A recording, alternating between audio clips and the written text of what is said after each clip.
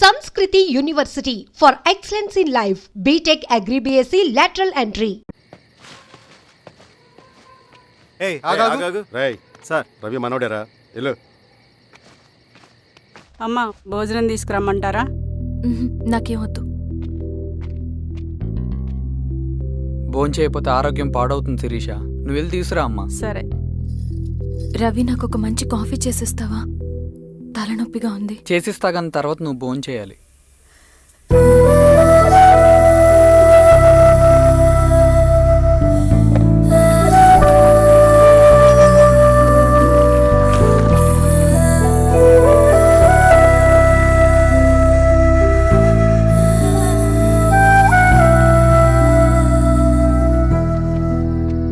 మీరేంటిలా? మంచినీళ్ళ కోసం వస్తున్నాను. ఓ లోపల ఉన్నాయి, పదండి.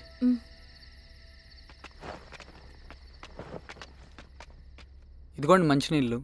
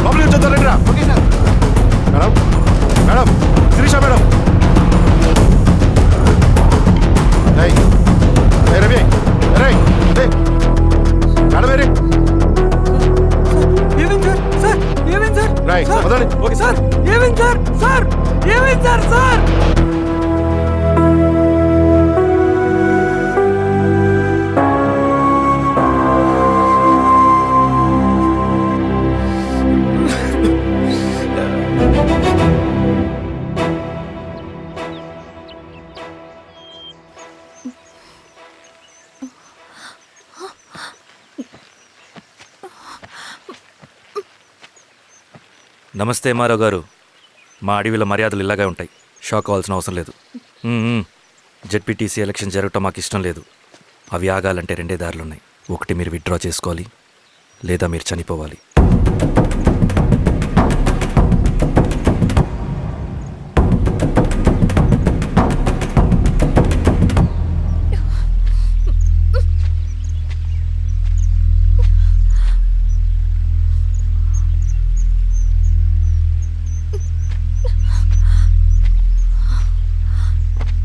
సెంట్రల్ కమిటీ మీటింగ్ ఉందని కబురు వచ్చింది.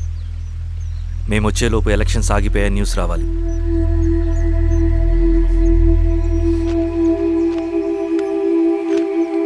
ఇదిగో రవి. లాల్ సలాం కామ్రేడ్.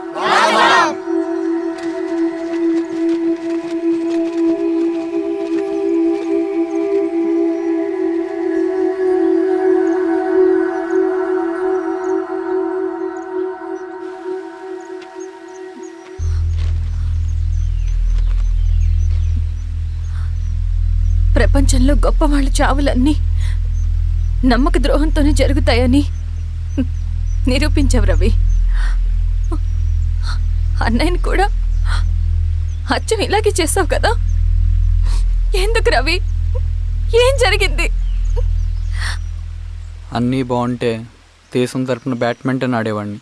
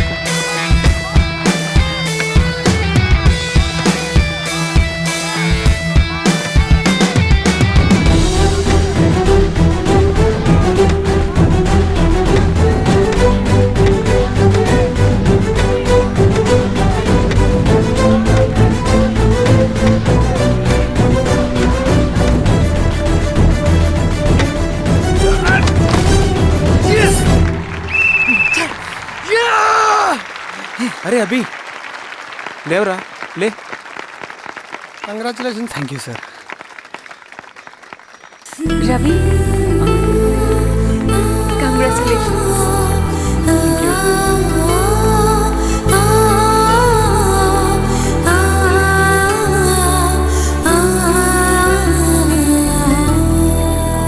సార్, గంగినేని వెంకటేశ్వరరావు గారి ఎర్రజెండ పుస్తకం ఎక్కడుంది? రవి దగ్గర ఉందమ్మా.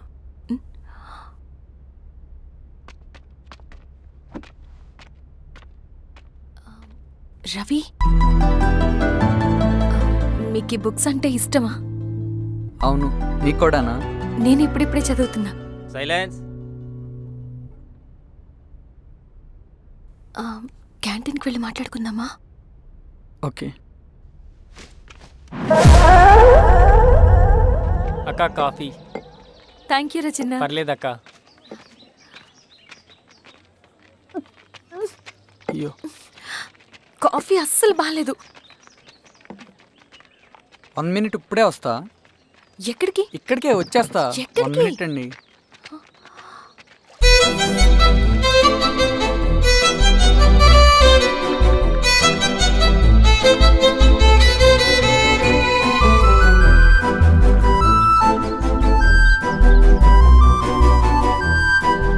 ఒకసారి ఈ కాఫీ టేస్ట్ చేయండి.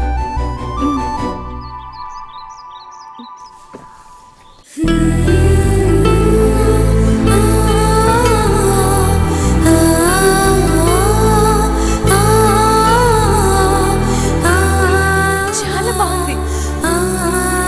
థ్యాంక్ యూ అండి.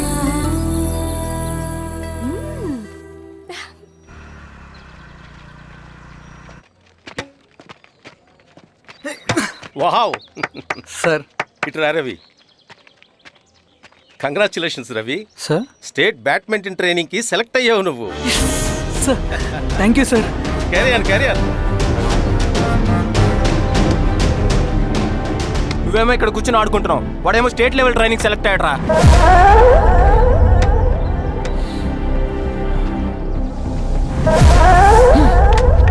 అరే, మొత్తానికి నువ్వు అనుకున్నది సాధించావురా. రే, ఎప్పుడు మనం ఎంచుకున్న మార్గమే మన జీవితాన్ని మారుస్తుందిరా. Hi Ravi. All the best Ravi. నీకోసమే, తీసుకో. Thank you. బాయ్.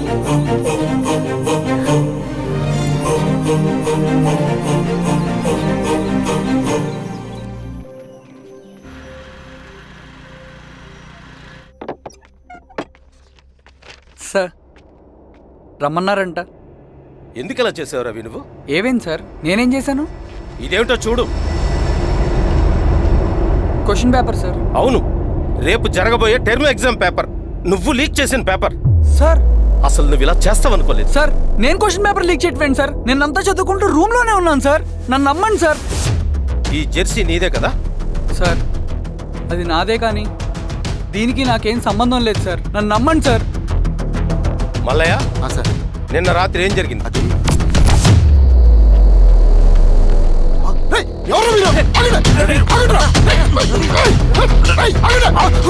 సార్, అతను అబద్ధం చెప్తున్నాడు సార్. నాకేం తెలియదు సార్. నేను దొంగతనం చేయలేదు సార్. నన్ను నమ్మండి.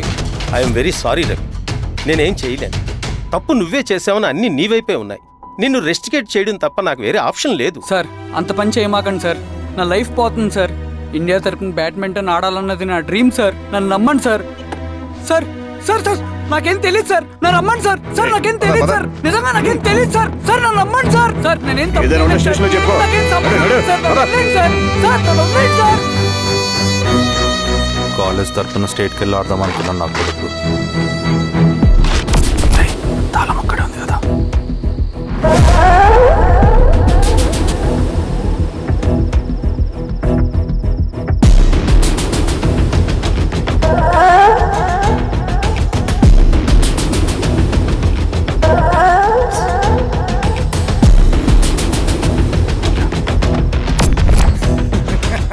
రేపు జైల్లో ఆడుకుంటారా బ్యాడ్మింటన్? సార్ నన్ను ఎందుకు తీసుకొచ్చారు సార్? నాకేం తెలియదు సార్. పేపర్ లీక్ చేసింది. నేను చేయలేదు సార్. నిజంగా నేను చేయలేదు సార్. సార్ నిజం సార్. సార్ రేయ్, నీ తరపున ఎవరు లేరా? వచ్చి ఫోన్ చేసుకో. త్వరగా.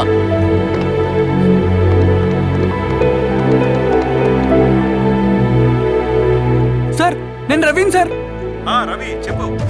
సార్ నేను పోలీస్ స్టేషన్లో ఉన్నాను సార్. మీరు నాన్న అర్జెంటుగా రండి sir, please sir. Police station ఏమైంది రవి? ముందు మీరు రండి సార్ ప్లీజ్, నేను చెప్తాను సార్. సరే సరే వస్తున్నా. వెళ్ళి కూర్చో. సార్ అయ్యా దండలయ్యా. రే రవి నాన్న, ఏమైందిరా? నాకేం తెలియదు ఏయ్, నాన్న. నువ్వు ఆగు. నీ కొడుకు క్వశ్చన్ పేపర్స్ దొంగతనం చేసి దొరికిపోయాడు. ఎఫ్ఐఆర్ రాసి కేసు పెడితే జైలు శిక్ష పడుతుంది. అలా కాకుండా కేసు క్లోజ్ చేయాలంటే 2 లక్షలు కావాలి. వెళ్ళి తీసుకొని రా. అర్థమైందా? వేదోన్నయ్యా. ఏయ్, నా సంగతి నీకు తెలుసు కదా. లోపలేస్తే 10 సంవత్సరాలు బయటికి రాడు. వెళ్ళి డబ్బులు కొట్టరా.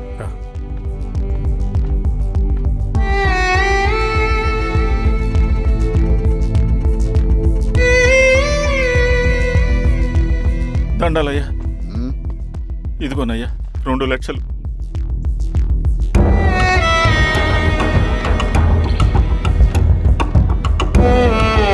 రేయ్, ఆయన పంపించండి రా. ఎలా నిజంగా దీనికి నాకేం సంబంధం లేదు నాన్న. త్వరగా దున్నండిరా. పిఆర్ఓ బంగారం లాంటి భూమిది. అరే ఏంకన్నా పటేల్ మీ పొలం దున్నేస్తున్నాడు. పట్టేలు మా పొలం దొరికి పెట్టరా? రవి పద.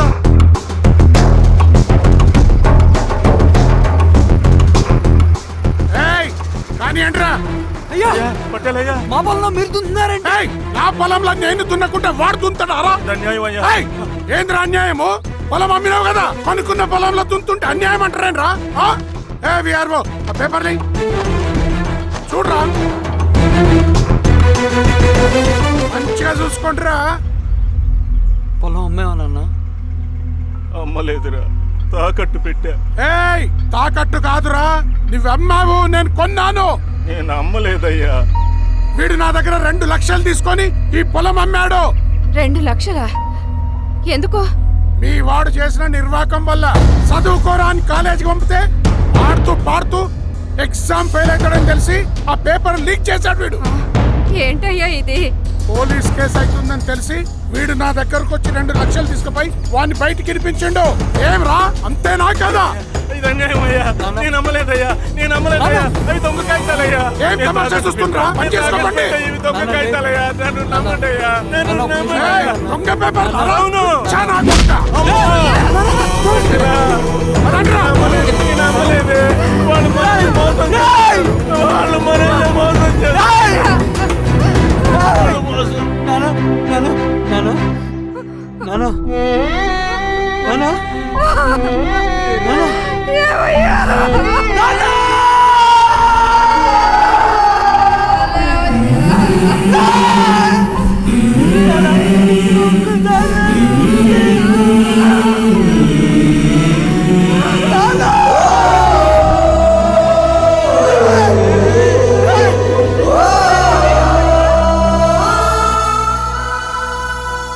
నాన్న చనిపోయిన తర్వాత మా భూమి కోసం వెళ్ళి పై అధికారులను కలిశాను, కానీ వాళ్ళు కూడా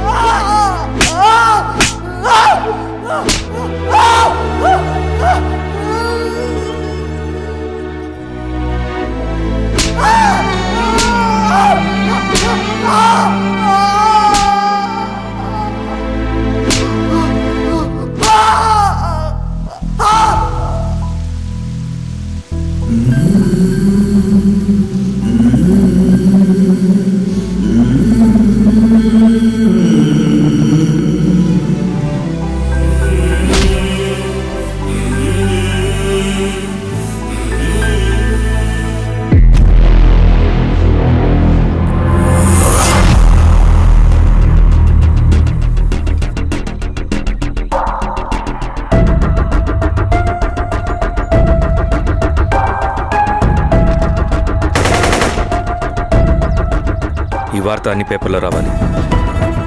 ఈ లెటర్ బాధితుడికి అందించండి. లాల్ సలాం. లాల్ సలాం.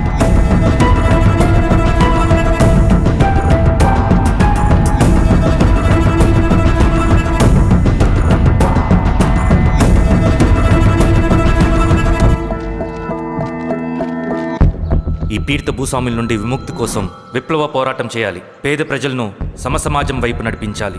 దళం నిన్ను ఆహ్వానిస్తుంది. రా, జనం కోసం పోరాటం చేద్దాం. లాల్ సలాం.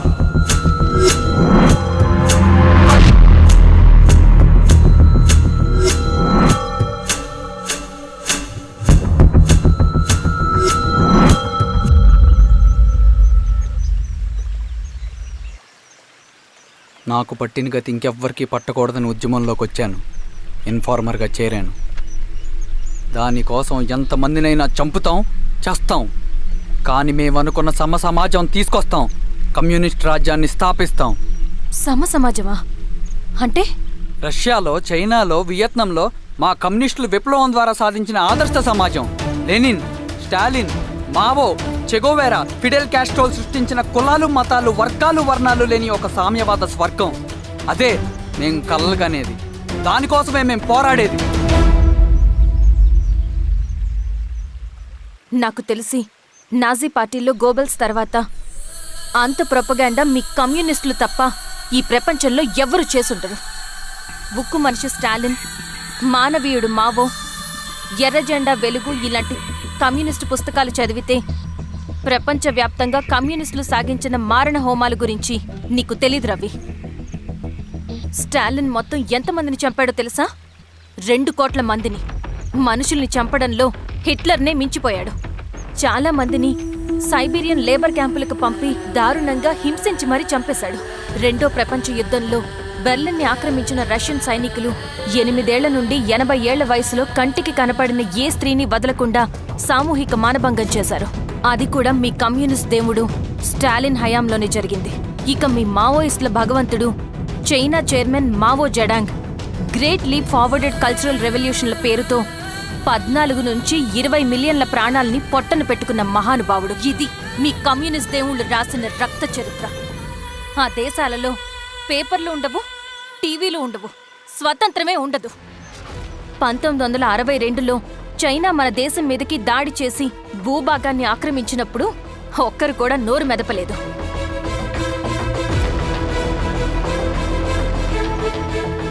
కమ్యూనిస్టుల మానసపుత్రులైన మీ నక్సలైట్లు ఏమైనా తక్కువ తిన్నారా? పశ్చిమ బెంగాల్లోని నక్సల్బరి అనే గ్రామంలో 1965లో జోతేదార్ల దౌర్జన్యానికి వ్యతిరేకంగా పుట్టిందే మీ ఉద్యమం. A for arms, B for Bengal, C for Charu Majumdar. చారు మజుందార్ చెప్పిన స్టేట్మెంట్ గుర్తుందా? వర్గశత్రువుని ఖతం చేసి వాడి నెత్తుట్లో చేతులు ముంచని వాడు విప్లవకారుడు ఎలా అవుతాడు?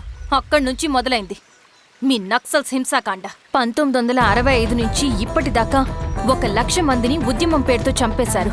కేఎస్ వ్యాస్, పరదేశీ నాయుడు, ఉమేష్ చంద్ర, శ్రీపాదరావు, దుగ్గిరాల వెంకట్రావు, హైగ్రీవాచారి, బుడ్డా వెంగల్ రెడ్డి, ఇలా చెప్పుకుంటూ పోతే ఎంతో మంది మీ చేతుల్లో చంపబడ్డారు.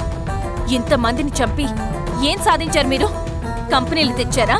ఉద్యోగాలు ఇప్పించారా? ఇళ్లు కట్టారా? హాస్పిటల్స్ పెట్టారా? ఏం చేశారు మీరు?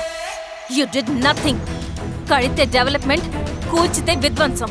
విధ్వంసం చేశారు కానీ డెవలప్మెంట్ ఏం చేశారు మీరు? అంటే ఇన్నేళ్ల ఉద్యమంలో మేం మంచేయలేదా? లేకే, ఖచ్చితంగా చేశారు.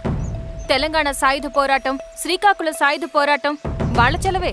భూస్వాములు తగ్గి కూలీ రేట్లు పెరిగాయి అంటే అది మీ చలవే.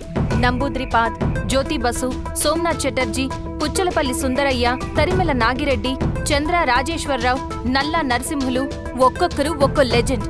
కానీ వీళ్ళు ప్రజానాయకులు. తుపాకీ పట్టి అడవిల్లోకి వెళ్లలేదు. ఎలక్షన్స్ లో గెలిచి ప్రజా సమస్యల్ని పరిష్కరించారు. కానీ మీరేంటి ఎలక్షన్స్ వద్దు అంటున్నారు? ఒక తుపాకీతో మనిషి ప్రాణాలు తీసే బదులు ఒక పెన్నుతో 10 మంది ప్రాణాలు కాపాడొచ్చు. మీలాంటి వాళ్ళు ఉండాల్సింది ఎర్ర జెండా నీడలో కాదు, దేశ జెండా నీడలో. చంపుకుంటూ పోతే ఒకరోజు మనకిష్టమైన వాళ్ళని కూడా చంపుకోవాల్సి వస్తుంది రవి. నా మాట విను. ఇవన్నీ వదులుకుని నాతో రా. ఈ అడవి బయట నీకు గొప్ప ఫ్యూచర్ ఉంది. రా. సంతకం పెట్టండి శిరీష. నేనెందుకు చెప్తున్నానో అర్థం చేసుకోండి. రవి, సంతకం పెట్టండి.